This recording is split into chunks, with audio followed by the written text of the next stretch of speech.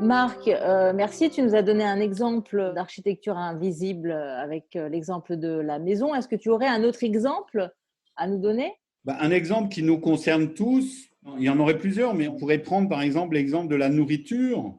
Aujourd'hui, par exemple, beaucoup de personnes font des régimes ou se soignent pour des maladies qui peuvent être évitées tout simplement. Pourquoi? Parce que le système tel qu'il est conçu, l'architecture invisible qui sous-tend tout le système de nutrition mondiale, nous conduisent à des résultats qu'on a aujourd'hui. Le diabète, les maladies cardiovasculaires, toutes les maladies auto-immunes, etc. Alors que si on revient à une nourriture saine, simple, etc., on va régler ces problèmes, je vais dire, tout simplement à la base. Tout ça est encore basé sur des logiques financières.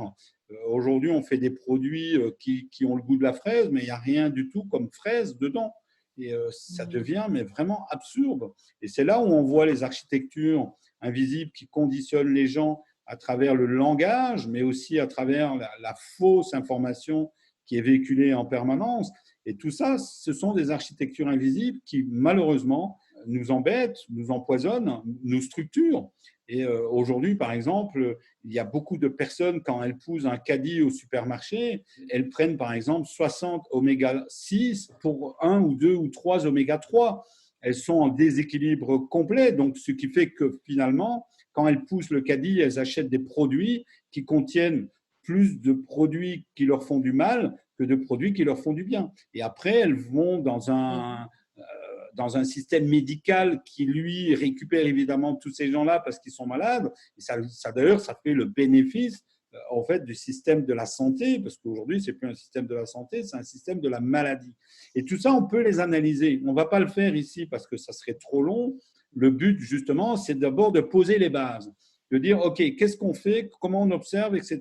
Donc, voilà. Si tu lis le livre, Nathalie, je suis sûr que tu vas commencer à observer les choses d'une autre manière, à essayer de te poser des questions différemment. Qu'est-ce qui fait que, par exemple, moi, j'ai 60 ans et qu'est-ce qui fait que ma santé, elle est comme ça, comme ça, comme ça? Qu'est-ce qui a fait que je suis arrivé là?